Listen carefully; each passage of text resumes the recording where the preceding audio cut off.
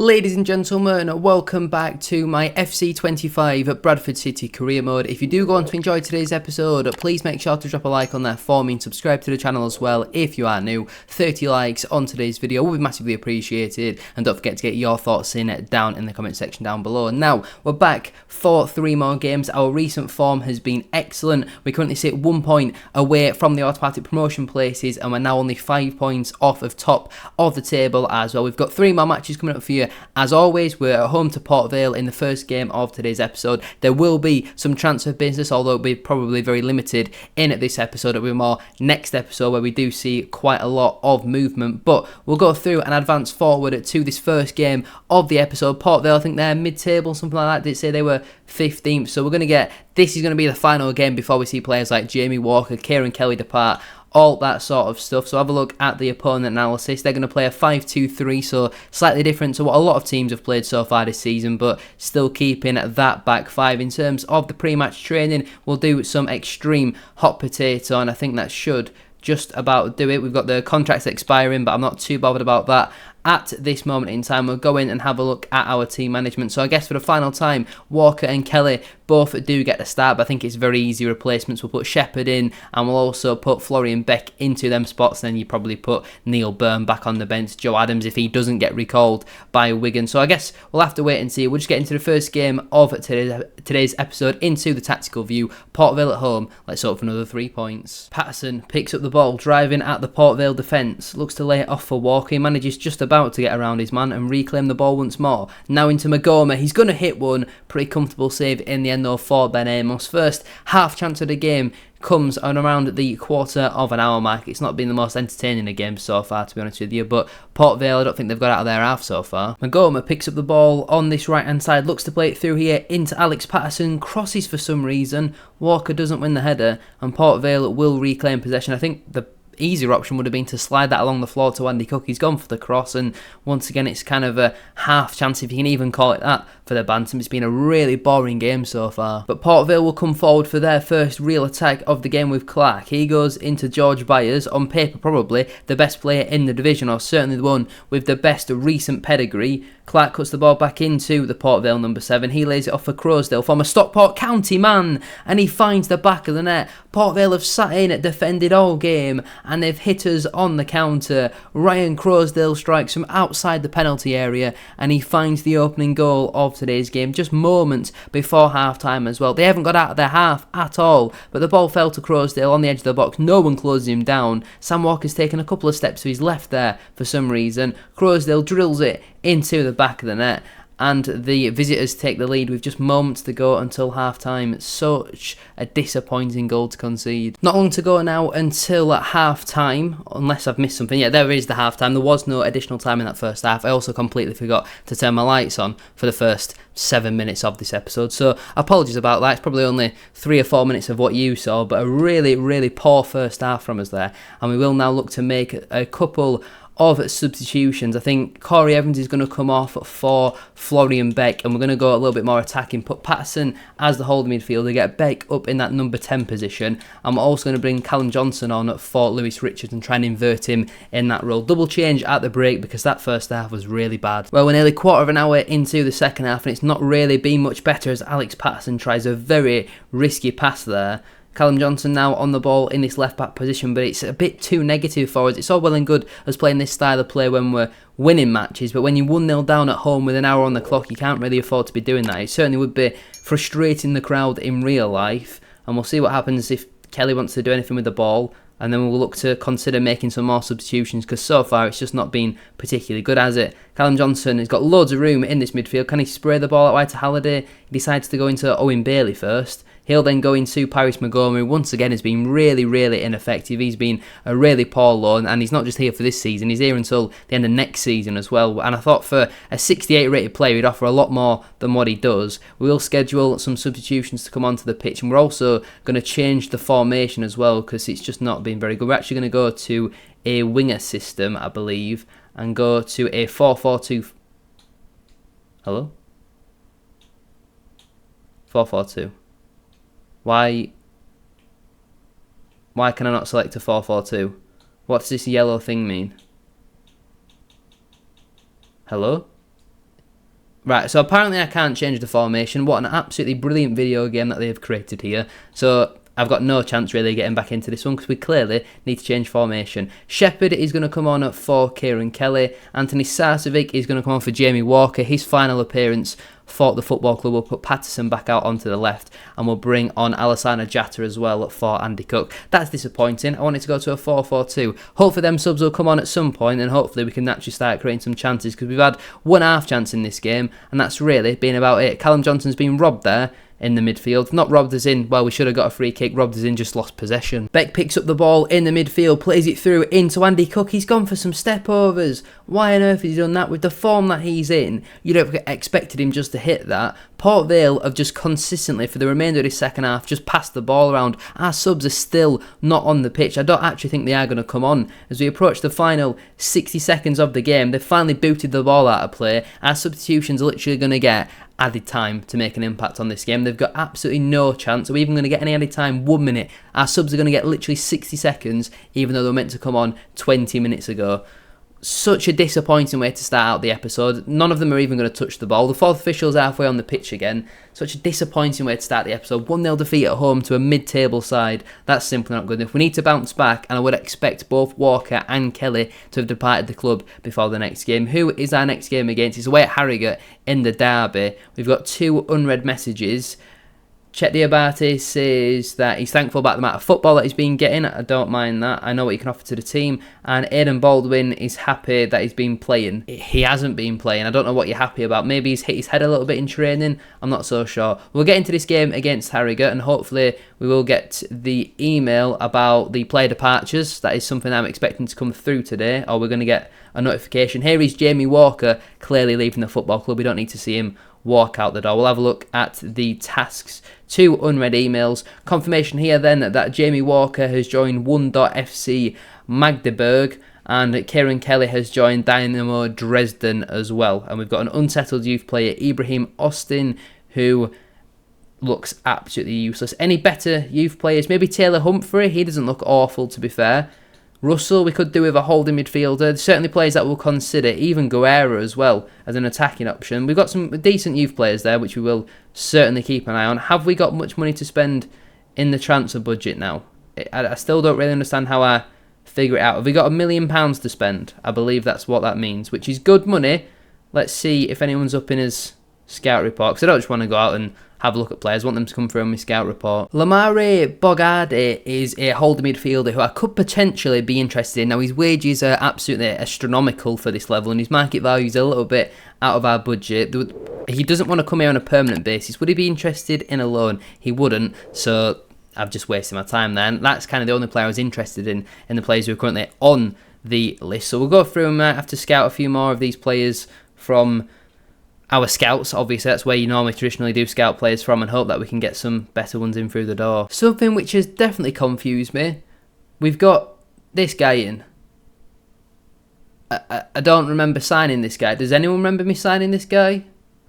He's Finnish is the right word. He's not Finland, he's not an entire country. He can play right mid, left mid and right back, but we're now not playing with wingers. I don't remember signing this man, which is a little bit concerning considering I'm the one who's apparently signed him, but he's here, I guess. He's a right wing. Can he actually play a right back? He can play there a little bit. I mean, we've got 3 right backs, so he's not going to play there. Can he play as an attacking midfielder? He can do that job a little bit, okay.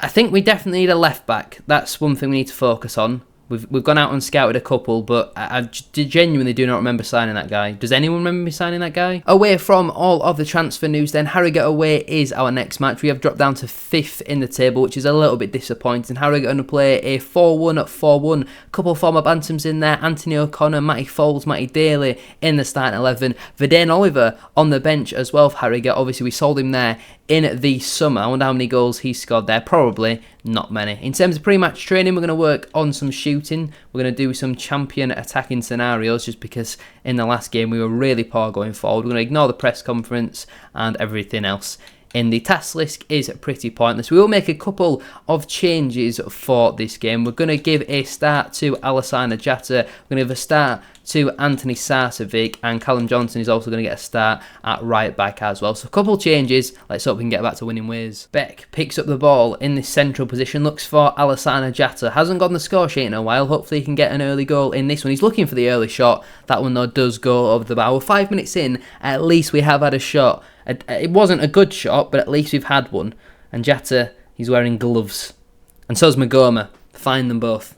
Absolutely no one should be wearing gloves. Should be short sleeves only. Jatta picks up the ball in a pretty promising position. He's going to get off a left-footed shot, and he's forced an early save there from James Belshaw. If I'm right in saying, I think Belshaw had a masterclass the last time we played in this fixture. Obviously, the reverse way around. Patterson, ball in the box, looking for the front post. Cleared away by Harriger, only as far as Lewis Richards. Got loads of time here to play a forward pass into Patterson. First time looking for Beck. That could have been clumsy. He's got the challenge right there, has the Harriger defender, and they will be able to clear. Muldoon coming forward for Harriger, finds it into Thompson. Diabate needs to close down this angle. That is brilliant defending. He has been excellent for us so far this season. When he's been fit, when he's been available, Chet Diabate has been brilliant. And I think I'm right in saying none of the loan players have been recalled unless I've missed something. I'm surprised Joe Adams hasn't been recalled, in all honesty, but we're now coming forward on the counter-attack. Jatta looking to maybe lay one off or potentially go alone. He's been very greedy, he's lost the ball, and that's why he doesn't start matches. Taylor coming forward over on the far side for Harriger, inside the penalty area. He clips one in towards the back post, and that is a brilliant header there from Lewis Richards. It could have been a very promising attack there for the home side, but well cut out from our left back. He knows we're looking at certainly bringing somebody else in that position. I know we've got options who can play there, but I want another natural left back who's a bit better than 60 rated. Jatta now picks up the ball, lays it off to Florian Beck, and there is his first Bradford City goal. He's got loads of assists so far, but I think I'm right in saying that is his first goal. He might have maybe got one, but I'm 99% sure that is his first goal for the football club. Neil Byrne absolutely loving life, back on the bench for Bradford City. That's probably where he's going to stay though for the majority of the remainder of the season, if he even manages to not be sold in this January. Brilliant finish there from Florian Beck. I knew he was going to be a very important player for us this season. Jatta with a lovely assist. Beck finally on the score sheet as well. He's probably going to be one of our top goal contributors already, and he's only been in the team for a couple of months and graduated from the academy maybe 2 months ago. Absolutely flying. 1-0 to the Bantams. Corner ball here for Harrigan. Thompson will take the number 7 right-footed outswing. A ball towards the front post is cleared away by Patterson. It comes onto the edge. Well tackled there by Callum Johnson. He's going to look to drive us forward. Switches the play over to Paris Magoma, and I assume he's just going to keep this ball very simple because that's what he normally does. He never really does anything fancy. He has played a forward pass though into Jatta, and now Beck picks up the ball. Hasn't got much in support, but he's going to find Lewis Richards on the overlap, bobbing on down the left side. Finds Florian Beck again, and just about Harrogate Town at the last second get a tackle in there. 5 to go until half time. Still 1-0. Patterson picks up the ball. Been a little bit quiet in this game so far. His pass was cut out. Jatta now looking for Patterson, and his pass is also cut out. In that final third, we've not quite been as crisp as normal, but Jatta, as you can see, working really hard to try and help us win the ball back. Johnson now finds Magoma. Can we double our lead before half-time? Magoma is going to look to slow the play down, as he normally does, and that should probably see us through to the half-time mark. The referee puts his whistle to his lips and gives it a bit of a blow. There's the half-time whistle. We're winning. We're at the moment getting back to winning ways, but I do just want to make a slight tweak. We're going to bring off Paris Magoma, and we're going to bring on Soiri. We're going to call him Soiri for his debut on that right wing. Just the one change at the break, but I want to see what this man's all about. We've signed him. He's wearing the number 18 shirt. Let's see if he's any good. Muldoon got half a yard of space here to find Cornelius, looking to take on Jack Shepherd, but that is very good defending. He's probably going to play a very important role for us between now and the end of the season. Will the Barnsley loanee, so it's nice to see him already kind of bedding into his role as that Kieran Kelly replacement. We've already seen Beck replacing Jamie Walker very well, and he's playing some nice football here. Jatta now looking for Alex Patterson in behind the Harrogate defence. He cuts it back for Jatta, and that is a big save there from James Belshaw. It could have been the opportunity to double our lead. It certainly was the opportunity. Jatta just hasn't quite taken it, and now Patterson finds Beck into Jatta once more to strike, and there is the second goal. Alassane Jatta finally back on the score sheet for the Bradford City. After his big money move in the summer, he hasn't really delivered so far, so it is always nice to see see him come up with another goal. Andy Cook rested for this game after firing a blank in the last one, but that was really nice football. Another assist for Florian Beck, and Jatta once again on the score sheet, and we will now make some more substitutions as well. Jatta is going to come off for Ollie Sanderson. Neil Burney is going to get some game time in place of Czech Diabate. Brad Halliday will also come in as well for Lewis Richards. I'm actually going to keep him at left back, and Corey Evans is also going to come on for Florian Beck. We'll put Patterson out on the left, Sarcevic in the 10, and bring Beck off because obviously goal, assist, just rest him a little bit. 25 to go, still 2-0. I say still 2-0, we've just made it 2-0. Sanderson looking to hold up the ball, finds Alex Patterson, being a bit quiet in the last couple of matches, I must certainly say, but he's found Sanderson, brilliant turn. Callum Johnson can't quite hold his run, and he is offside there. That was a really nice move there from us, and there is 20 minutes left on the clock. I would say give it another 5 minutes. If we've not conceded, we should be seeing this one out for all 3 points. Neil Byrne with a big header. Sarcevic doesn't win his though. And Harrogate will look to attack down their left-hand side. Ball comes into the box looking for Muldoon. Shepherd underneath it. Halliday's got a challenge for it. He cleaned out there off the ball. Referee sees nothing wrong with it, and Patterson will nod on to Sarcevic. Back out wide to the former Harrogate Town man. I'm sure he'll be looking to prove a point and score in this one. Sarcevic now finds Sawyer into Sanderson for a first-time shot, and that was not a million miles away. Good save there from James Belshaw, and we will now have another corner kick. Patterson to take, right-footed out swinger deep in the box. Sanderson gets his head on it, but he does head just wide, and with 13 minutes left, I would say the 3 points are probably ours. But Harrogate are not going to go down without a fight as Thompson comes forward, looks for March on the edge. Nice header there, I think from Bailey. Halliday underneath the second ball. It will fall to Levi Sutton into Cornelius. He's going to get off a shot, and that'll be blocked and go out for a corner kick. You can see a lot of Harrogate fans have already left, and they do now have a corner ball. Thompson to take, right-footed out swinger, floated in towards that front post. 5 with the header. Sam Walker scrambles with it and cleared away there by Owen Bailey. Not the most orthodox way to defend a set piece. We've given the ball away again in a sloppy position, and that's a nice interception there from Corey Evans. That's what he's come on off the bench to do, just help us see the game out, and that was a very nice, vital, important touch. Sarcevic looking to drive forward down at the left-hand side. Inside to Ollie Sanderson. Back to Anthony Sarcevic. Has to score. And he wraps up all 3 points. I think that's Anthony Sarcevic's first goal of the season. He's been very ineffective for the large part so far this campaign. But with Jamie Walker's departure, a potential holding midfielder coming in as well in January, Sarcevic might get the opportunity to play a little bit further forward. And he's shown there his quality. A lovely 1-2 with Ollie Sanderson. And he curls that one into the bottom corner. Gives James Belshaw absolutely no chance. After the first game of today's episode, I thought maybe a bad run is on the way, but if you're going away to Harrogate and winning 3-0, then surely you must be doing something right. Anthony Sarcevic absolutely loving it. Like I say, I'm pretty sure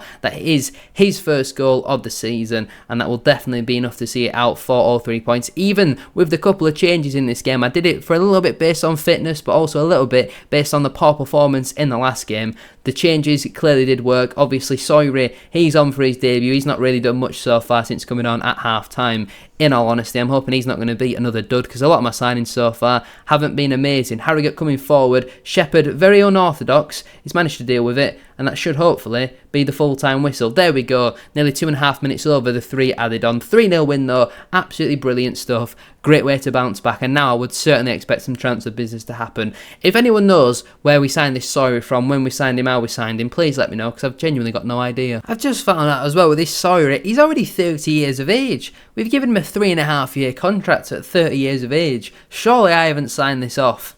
I have genuinely no recollection of ever putting this deal through. It must have been a panic signing. When did I do this? Have the board done this? I've no idea who this guy is. And obviously with it being career mode and not like Football Manager, you can't see anything that's previously happened. Apparently we've got some offers in for him. Oh, no, we don't. Why is that an option then? God knows. I genuinely have no idea what's just gone on there. We've received a transfer offer here for Alex Patterson, a player who I would consider letting go for the right price, with him now being 27 years of age. Good player, but certainly replaceable. We do need to see more than £530,000 though, so we'll go in and negotiate with Racing de Football, whoever are in for him. I would like to put my opening offer at £800,000. How would you feel about that? there's not a huge gap. It's a couple of £100,000. It's an opening offer. You're meant to come back and negotiate. They're clearly not interested. They have no idea what they're doing, to be honest with you. We got 5 unread messages, but I'm pretty sure this is all about just stuff that I've done recently with trying to take players off the transfer list and then put them back on it, or some people I have just put straight up on the transfer list. Have we got any other important information? An email here from the Bradford City board that Abraham Hossein has terminated his contract. I mean, he was bloody useless anyway, so I don't really care. Let's get into the final game then of today's episode, unless something crazy happens with transfer business. Colchester at home on the 5th of January. We've got an offer here from Florian Beck, but I'm not even going to consider letting him go, especially for £500,000. That is absolutely insulting. Opponent analysis, they're going to play the standard 5-3-2 formation. Obviously, we played Colchester recently in real life, and through the win away in the 99th minute, we'll play some extreme hot potato as well in pre-match training. We're up to 3rd in the table, actually. I didn't realise after that recent win. We are level on points with Accrington, are up in 4th, still 5 points away from top of the table as well. What do we want to go with in terms of our starting 11? Clearly, Jack Shepherd's not fit enough to start, so Neil Byrne's going to get the nod. We'll put Aidan Baldwin on the bench as well, and I think we'll leave it like that for now. Our squad depth isn't amazing. We do certainly need to go out and spend some money in this January, but it's about finding the right players and having to scout the right ones as well. Let's get into it. Tavide coming forward down the left-hand side, inside here to Teddy Bishop.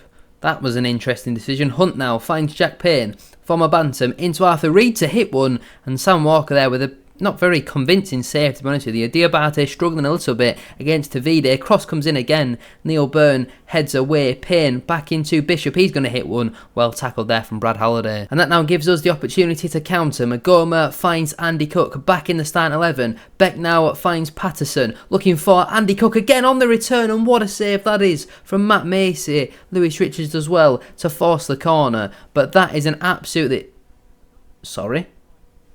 How's that not a corner? Brad Halliday coming forward down this near side into Andy Cook. Colchester very open at the moment. Florian Beck, he's going to hit one. And that's another good save from Matt Macy. This time it will definitely be a corner, which Alex Patterson will take. Right-footed outswinger.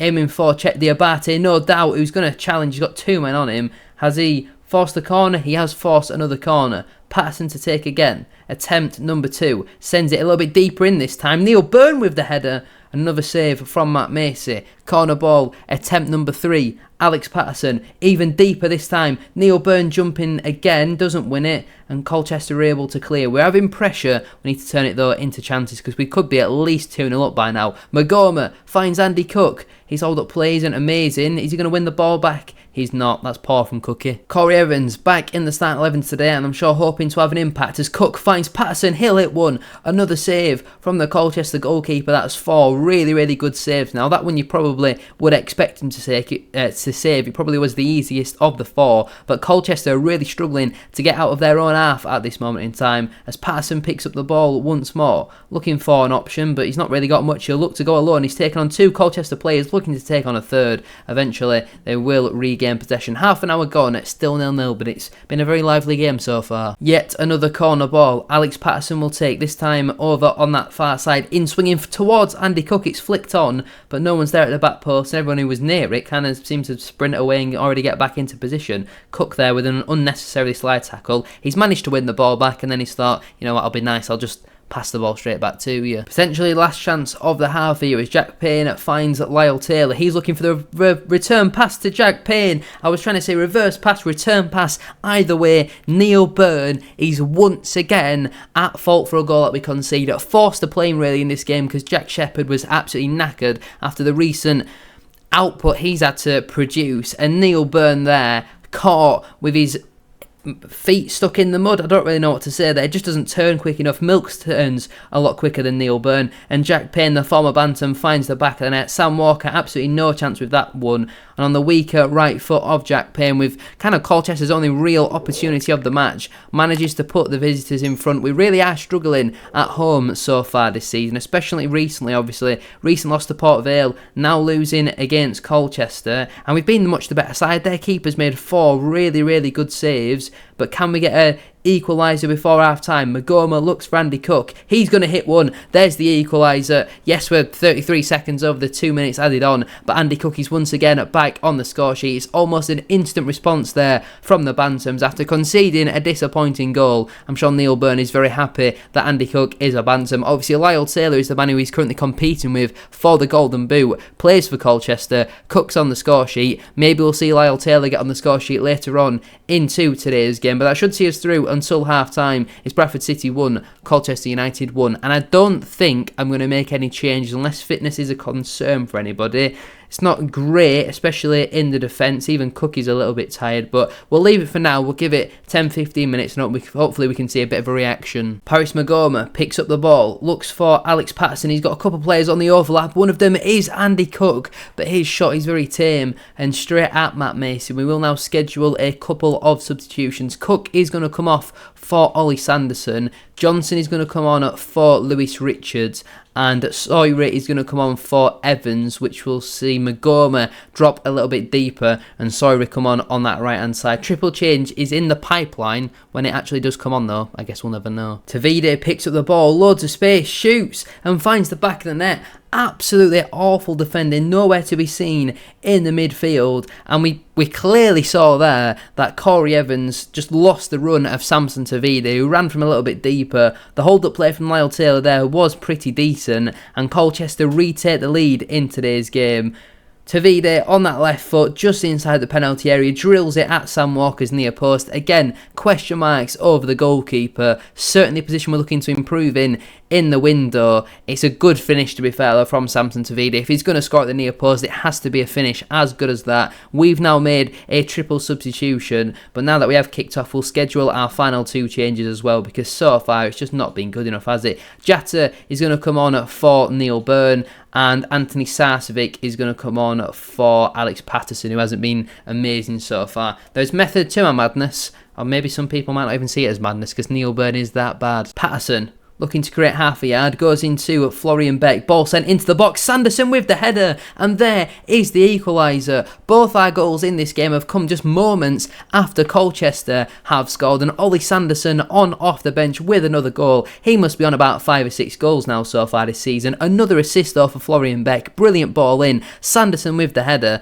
and of all the saves that Macy has produced, I'm sure he's going to be really disappointed with the goal that he has conceded there. Regardless to us, we're back level in this game, and it's Bradford City 2 at Colchester United 2. Another double substitution made, and I just realised we've got Alassana Jatta playing at centre-back. Hunt coming forward here for Colchester, up against Callum Johnson. Crosses into the box, but that's well dealt with by Owen Bailey, and now Sawyer has his first real chance to drive forward. He finds Ollie Sanderson, looking to take on his man. He's certainly got the pace to do so. That's a very heavy touch though, to get away from Flanagan. Inside here to Florian Beck, back to Ollie Sanderson. His shot straight at Matt Macy. Quarter of an hour to go. Lyle Taylor will give chase to this ball, and he looks inside here for Samson Tavide, gets off the shot, and shortly Tavide is offside there. I don't think he is. Colchester are ahead for the third time in today's game. Brilliant ball in behind there from Lyle Taylor, nothing Jatta can do, but where is Chet Diabate? Nowhere to be seen. Tavide drills in again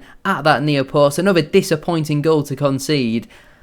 I don't even know what to say. I'm a little bit speechless. It probably means that we're going to equalise in 3 minutes' time, or Colchester will see this game out for all 3 points. Let's just stay with you for the moment, because we normally equalise almost instantly, as Beck finds Sanderson. Can he go back into Beck? He's going to look to hold it up a little bit more and go into Sawyer. Haven't really seen much of him so far, and he gives away the ball again. Who sanctioned this signing? Lyle Taylor picks up the ball up against Alassana Jatta, and that is absolutely excellent defending from Jatta. More than Neil Byrne has done in his entire Bradford City career so far. 5 minutes left on the clock. I've just seen there Taylor's come off the pitch. Colchester send the ball into the box, headed up and away by Owen Bailey, and Sanderson gets a bit more distance on it. Beck picks up the ball. Moments left on the clock. We need forward runners, and Sawyer now finds Sanderson. He'll look to go alone, and again it's saved by Matt Macy. 2 minutes of added time. Tavide exiting the pitch. Magoma, this corner has to be decent. It's not amazing. Diabate is there. He's cleared off the line. Sanderson, Diabate, they've got in each other's way.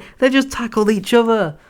Oh, it's going to be another home defeat. Back-to-back home defeats is not ideal. 3 goals conceded at home. It's been a poor episode, hasn't it? Just the 3 points picked up out of 9. At home, we have certainly struggled in this episode. Away, we've obviously done very well. And obviously, we lost a couple of players due to transfer business. So I've got a message here from Neil Byrne. Thanks for putting me back in the lineup. I want more from you. I want a lot more from you because you're not very good, in all honesty. We've got Swindon at home in the next episode. Then 9th. We're actually still 3rd in the table. Ryan Sparks wants to tell me that we're going to be unhappy with Joe Adams' appearances. I'm not really that bothered, in all honesty. We'll advance forward through the next 5 days, see if there is going to be any more transfer offers. We've got another offer here for Alex Patterson. Again, I'm looking for way more than £550,000. We'll go in and negotiate. We'll start out our opening offer with £800,000. If they're not willing to negotiate, well then what's the point in putting in a transfer offer? It doesn't make any sense to me. They're happy to negotiate. They are happy to negotiate a little bit. They've offered £610,000. Again, I still want a little bit more than that. Would you do £750,000 for him? Nope, my offer apparently is still way too high. That's not how negotiations work. So as of right now, again, Alex Patterson will still be staying with the football club. We'll advance forward for another 4 days. We've got another offer here for Alex Patterson. This time a little bit less than what the last club were offering. We're going with the same 800,000 and 750 and so on and see if we can tie up a deal for the former Harrogate man. I mean, these colours, having white and grey in the same place doesn't really make sense. They're not interested either. So maybe we need to lower our offer for Alex Patterson, but I'm not desperate to sell him, so why would I lower my valuation for a player that I want to keep? We're getting a lot of offers in for him, but they're all around a similar sort of ilk. I'm not going to lower it loads. We'll maybe offer them 780,000 this time, as opposed to 800,000. What do you say to 780? The counter at 570. What do you say this time to 730? Are you happy with 730? They want 580. It's still a little bit away from where I'm looking at. I'll give you 700,000 flat. We'll give you 690,000. What do you think about that? No, still way too high. I don't think we're going to be able to agree on a sale for Alex Patterson, but I think at 27 there's still a little bit of life left in the old dog. Any more transfer business is going to come through, not in terms of outgoings, but potentially in terms of incoming. Sam Walker has been approached by someone, I don't know, but he could be leaving the football club. I'm not too disheartened by that. He has been quite poor so far this season. Jatta says he wants to play against Swindon. I'll think about it. By the time I record the next episode, I will have definitely forgotten Alisana. We need to spend some of this money though. We've got £1 million and we've got no staff left apparently to start scouting some of these players. Like Saxon Early, he'd be pretty decent shot. Oh, he's on loan from Lincoln. Fair enough. We'll go have a look at our players in the transfer hub, and we'll see if any of them are really any decent. If we have a look at the overall, there is certainly some players I would be interested in. Like Anthony Scully's available, but I can't sign him, which is frustrating. I want to get this holding midfielder in, but he doesn't want to relocate at this moment in time, which is disappointing. We could maybe get Alves in. McCarthy, I think, would be a good centre-back option, wouldn't it? Let's go and try and sign Conor McCarthy, currently at Barnsley, 64 rated, but you got to remember, we've only got Burnham Baldwin here permanently. Shepherd and Diabate are both on loan, so we do certainly need to get another centre-back in. In terms of Conor McCarthy, we'll offer them £400,000. How do they feel about that? They want 520, so we should be able to tie a deal up here. We'll offer them £430,000, and they're happy with that. £430,000 for a player of Conor McCarthy's ability.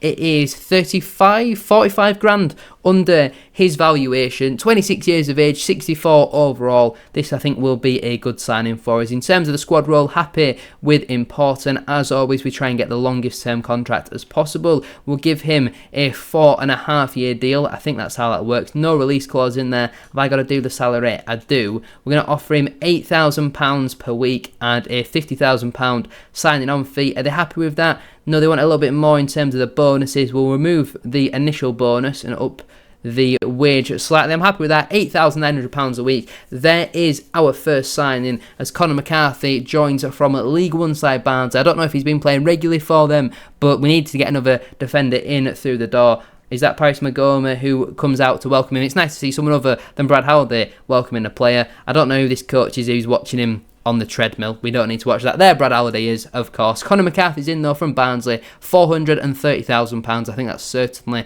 a good acquisition in centre-half. We just need to move Burnham Baldwin on. Our best possible deal was 420 grand. We've done excellent with that one. But I think that is where I will leave it for today's video. Thank you all so much for watching. If you have enjoyed, make sure to drop a like on there for me. Subscribe to the channel as well. If you are new, can we try and hit 30 likes on today's video? That would be massively appreciated. Don't forget to get your thoughts in down in the comment section down below. I'm just going to quickly go into team management and put McCarthy in to the squad. He's definitely going to make it onto the bench, and I think we will probably start him over Jack Shepherd. I know that doesn't seem ideal to do, but he's 6'4" and he's got 3-star weak foot, so he should be able to play there. No real qualms with that. But Burnham Baldwin, we certainly need to move at least one of them on. Hopefully J Ben gets recalled. We expect maybe Joe Adams to be recalled. It looks like Joe Adams has been recalled. So I got an email saying that they weren't happy with his game time, and they're not even giving me the opportunity to try and fix that, have they? Joe Adams has just left the football club. Yes, he left on the 7th of January, and he's gone back to Wigan. You didn't even give me a chance. Thank you all for watching, though. I'll see you very soon for another one.